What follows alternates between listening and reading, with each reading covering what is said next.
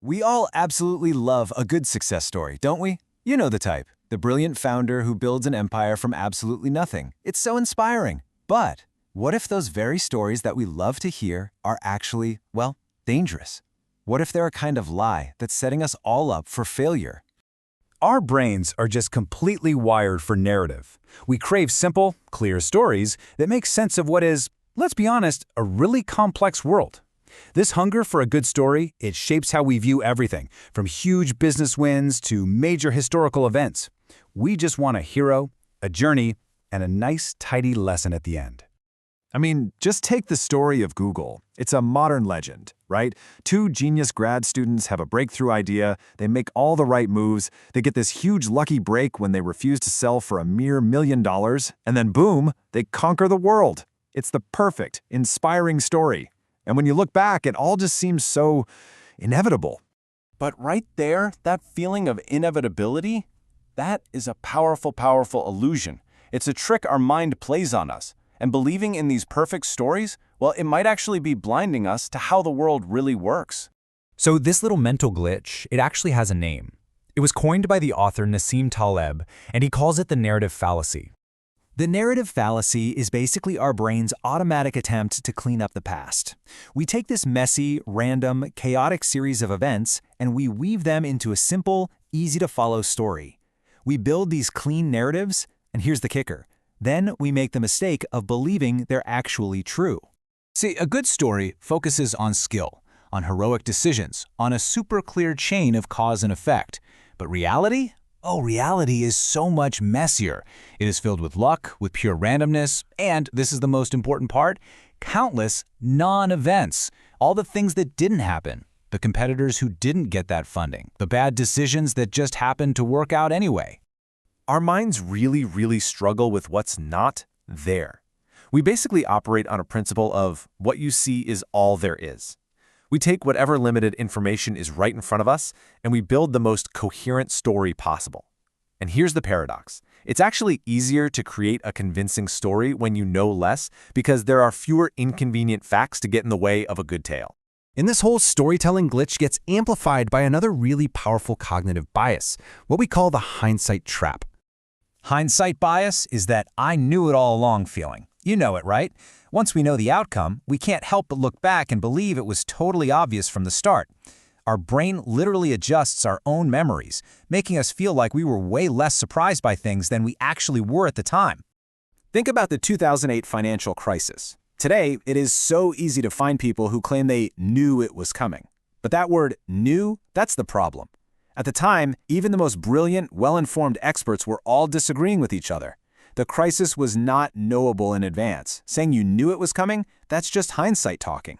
Here's a perfect example. After 9/11, the legendary editor Ben Bradley said this about a CIA memo from back in July 2001 that had warned al-Qaeda might be planning an attack. I mean, it seems so obvious now, doesn't it? But here is the crucial context, the part the story always leaves out. On July 10, 2001, that memo was just one piece of intelligence among thousands, one warning in an absolute sea of noise. No one on Earth could have known it was the critical one. That clarity only came after the event. That, my friends, is hindsight bias in its purest form. And look, this isn't just some academic point. Hindsight bias is incredibly damaging in the real world. It leads us to judge a decision by its outcome, not by the quality of the process that went into it. We unfairly blame doctors and CEOs and politicians for good decisions that just had bad luck, and we give way too little credit for successful moves that only seem obvious in retrospect. It makes people terrified of taking smart risks because they're afraid of being second-guessed. And this brings us to a multi-billion-dollar industry that absolutely thrives on these biases. Yeah, the business book section at any airport. These books are basically selling us an illusion of understanding. Thanks to something called the halo effect, we get the cause and effect completely backward. We don't think a company is successful because its CEO is methodical and decisive. It's the other way around. Because the company is successful, we describe the CEO as methodical and decisive.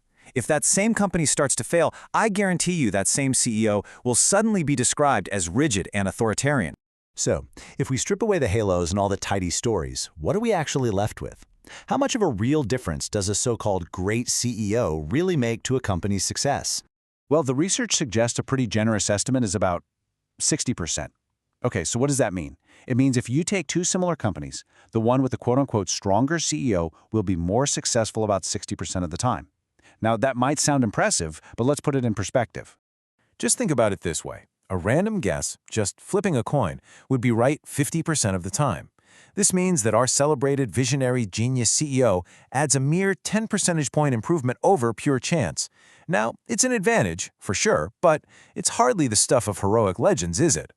And this is exactly why those excellent companies praised in famous business books almost always see their advantage just disappear over time. It's not because they all got complacent, it's because their initial success was due in large part to luck. And luck, by its very nature, isn't sustainable. It's a statistical certainty called progression to the mean. So, what do we do?